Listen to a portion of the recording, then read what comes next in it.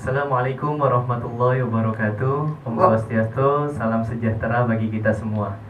Senang sekali tentunya bisa kembali lagi di podcast FUPI dalam edisi FUPI Talk ya.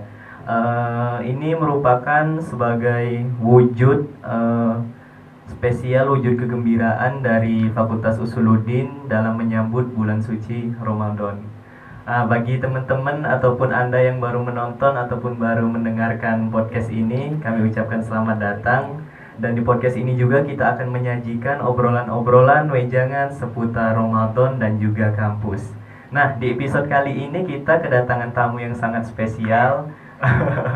Tamu yang menyempatkan hadir di sela-sela kesibukannya. Beliau adalah Bu Dian Nur Ana. Terima kasih Bu telah hadir di studio ini. Dan di sampingnya ditemani sama Mbak Bilkis. Ini manggilnya Mbak Ayu, kakak Mbak Aja. Kakak tak apa-apa. Terima kasih Mbak Bilkis sudah hadir di studio ini untuk menemani ngobrol-ngobrol kita seputar kampus dan Ramadan. Nah, jadi apa kabar nih Bu Dian? Alhamdulillah baik. Alhamdulillah baik. Jadi kegiatan kampus selama Ramadan ini apa aja Bu? Oke, kalau di kampus banyak ya acara seperti podcast seperti ini ya. Kemudian mungkin di beberapa prodi juga mengadakan talkshow singkat ya. Misalnya kayak karena ini masa pandemi, maka banyak dosen juga yang mengikuti program-program misalnya khotbah dan sebagainya. Ada yang juga disiarkan secara rutin nih kayak Pak Roni Ismail itu ya, yang aktif di YouTube dan sebagainya. Kemudian sebetulnya kegiatan itu enggak semua bermuatan religi ya. Jadi ada misalnya kayak kemarin saya juga mengikuti acara percepatan guru besar gitu, sehingga mondok selama kurang lebih 4 hari ya. Nah, dimana untuk ibadah lah, mengisi Ramadan gitu ya. Kayak Pak Ustadi juga ada kegiatan diskusi dilakukan bekerjasama dengan ASAI yang rutin dilakukan setiap minggu, dan mungkin masih banyak lagi yang barangkali belum diekspos di media ya, karena itu sebetulnya bagus jika diekspos kegiatan dosen-dosen dan juga kegiatan luar biasa dari HMPS. Saya acungi jempol juga ya, kalau saya punya tangan 4-5 semuanya gini ya. Saya bantu ini Bu. Saya bantu. Mungkin dipertahankan aja gitu pun seperti ini. Ya.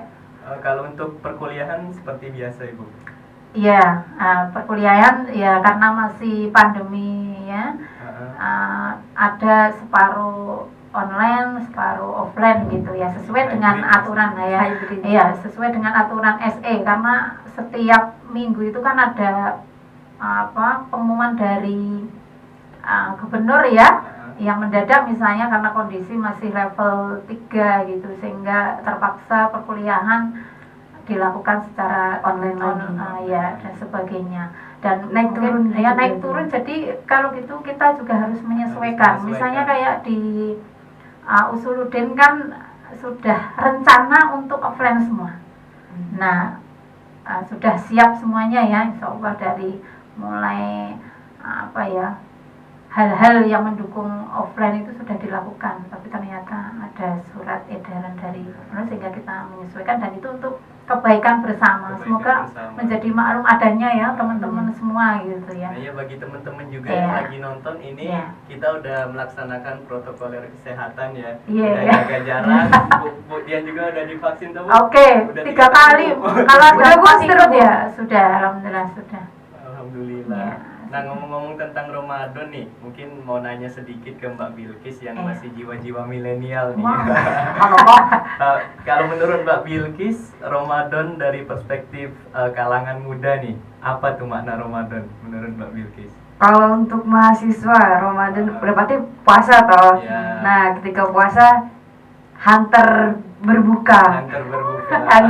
Biasanya banyak Bu masjid itu yang ngasih makan gratis gitu.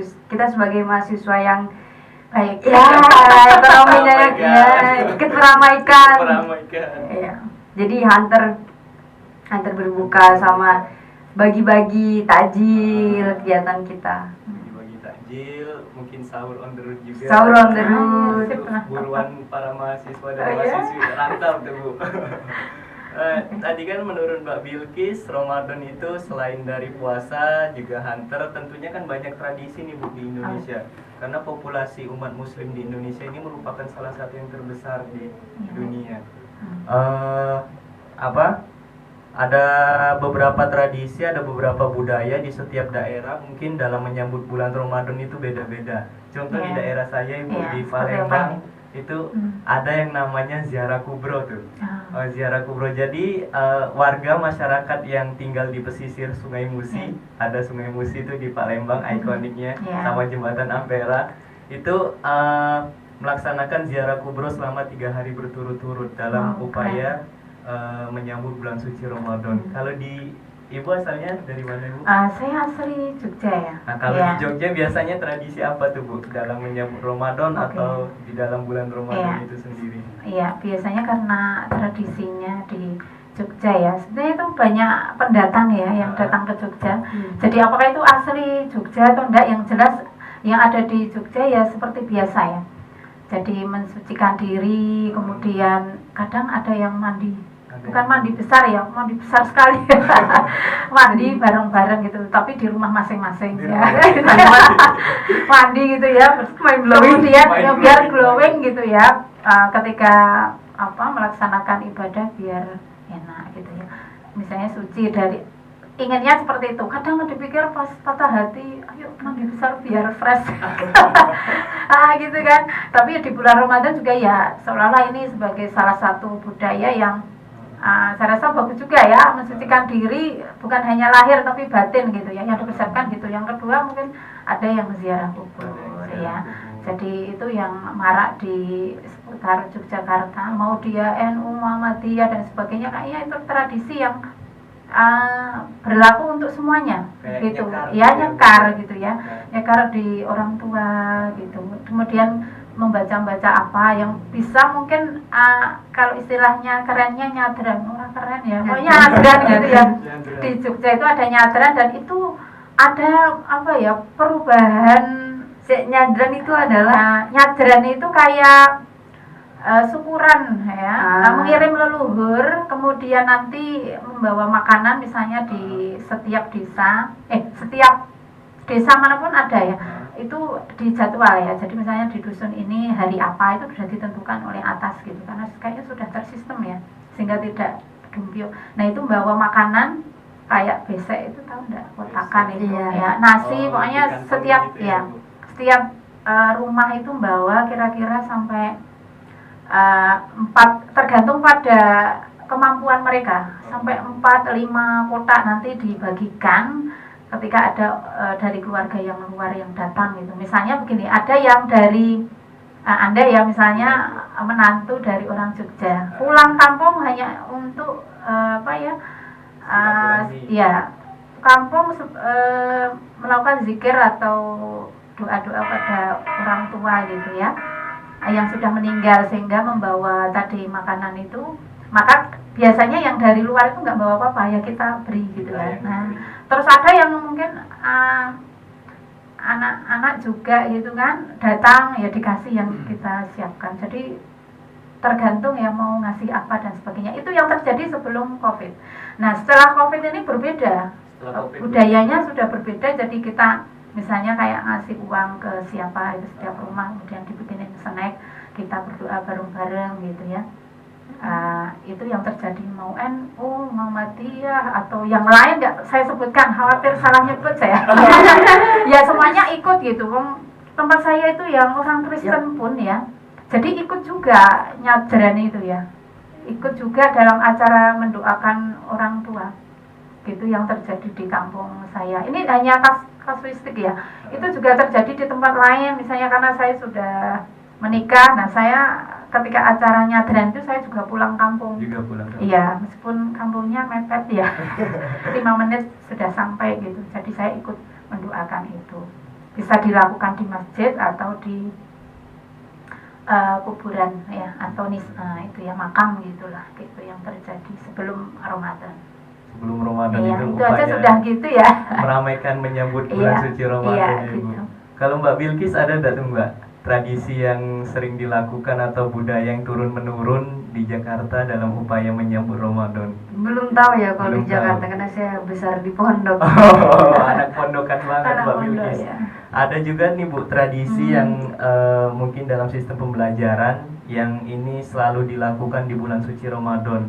Contohnya di sekolah dasar negeri itu ada yang namanya kegiatan pesantren kilat. Oh iya. Di Oke. pesantren kilat Iya, betul. biasanya kan di sekolah negeri itu nggak semuanya siswanya Bisa. beragama Iya. Muslim. Contoh kayak di sekolah saya dulu SD itu ada beberapa orang yang non Muslim Ibu, tapi diwajibkan untuk mengikuti kegiatan itu. Oh, gitu. Bagus Jadi ya. kalau ada kayak lomba hafalan tuh malah mereka yang non Muslim cepat sekali ngapalnya. Malahan ya. Kita yang Muslim mereka Mainstream. banyak hafal tuh Oh, surat-surat gitu. pendek. Nah, jadi pertanyaannya Ibu, di momen Ramadan seperti ini, apakah ini merupakan salah satu momen untuk menyatukan adanya perbedaan? Oke. Saya rasa iya ya, bisa juga ya, karena setiap agama juga punya prinsip ya terkait puasa gitu ya. Misalnya pada zaman Yunani saja sudah puasa seumur hidup gitu kan. Kadang ada gitu ya, di Romawi juga iya, pada masa Nabi Daud gitu kan. Iya. Jadi itu seumur hidup betul. Kalau dulu seumur hidupnya gimana? Jadi selang-seling ya, aku mau puasa Daud. Saya mau bertanya, apakah teman-teman juga melakukan puasa Daud gitu kan? Jangan terus dikira itu salah satu alternatif untuk ngirit uang makan. Enggak ya, tapi ada yang teman saya itu Daud betul-betul karena memang pengen itu ya. Jadi sekali puasa, kemudian sehari Senin Kemis dan sebagainya. Nah itu kan sebetulnya ada inti dari semuanya gitu. Misalnya di Katolik juga ada ya, berpuasa itu pada hari Rabu, kemudian Jumat Agung gitu kan. Itu juga dilakukan hal yang sama dengan kita gitu ya. Kayak misalnya sebelum Paskah itu malah enggak 30 hari. Kita kan kadang diskon sampai 28 nih. Misalnya ya, itu 40 hari sebelum Paskah gitu kan. Jadi sudah dilakukan. Nah, seperti apa ya? Seperti kita aja ya. Jadi dari pagi sampai sore juga biasa itu dilakukan. Kemudian di Buddha juga ada ya. Jadi menahan hawa nafsu gitu kan untuk tidak makan misalnya daging. Kemudian di Konghucu juga ya kan sama ya. Nah itu kan juga berpuasa, misalnya kayak masuk ya kita misalnya ya suka kopi, misalnya siapa yang suka kopi ya. Nah itu kan, nah ketika puasa itu dia tidak apa ya istilahnya, dia tidak makan itu kesukaan kita, itu namanya puasa. Iya, puasa. Nah, menahan hawa nafsu itu dengan cara begitu. Jadi karena tradisi puasa itu tidak hanya di Islam, ternyata banyak ya di setiap agama juga ada gitu. Jadi momen seperti ini untuk menyatukan semua umat untuk menghargai ya bulan Ramadan, apalagi kita ya. Sebetulnya agama yang lain juga kayaknya menghormati ya. Nah, menghormati kita kayaknya sudah mulai. Nah, kita juga harus menghormati juga ya. Persamaan ya, salah satu prinsip misalnya puasa atau saum gitu ya, ternyata di agama lain juga ada dan merasakan. Nah kita saling toleransi gitu aja deh. Saling toleransi ya. Yang intinya kan sebetulnya puasa itu kan menahan diri ya dari makan dan juga hawa nafsu ya. Nah hawa nafsunya apa, mungkin interpretasi di semua di beberapa agama akan berbeda titik tekannya gitu ya, gitu aja. Intinya gitu. Berarti di setiap agama itu juga melaksanakan ibadah yang namanya puasa juga. Iya. Itulah tadi teman-teman sekalian obrolan kita bersama Bu Dian dan juga Mbak Bilkis. Sekali lagi kami ucapkan terima kasih Bu Dian, Mbak Bilkis yang telah menyempatkan waktunya buat hadir di studio ini, buat bincang-bincang, ngobrol-ngobrol, berbagi kepada penonton-penonton setia kita. Kemudian saya ucapkan juga terima kasih bagi para penonton yang sudah setia bersama kami. Dan jangan lupa juga untuk tetap mengikuti media sosial kami. Tetap tunggu episode-episode kami yang selanjutnya. Dan jangan lupa like, subscribe, and comment. Bye. Nah ini kami kebetulan dari Prodi Studi Agama-Agama ada salam khusus nih buat menutup acara kita pada kesempatan kali ini. Assalamualaikum warahmatullahi wabarakatuh. Om Swastiastu, Namo Buddhaya, salam kebajikan, salam sejahtera.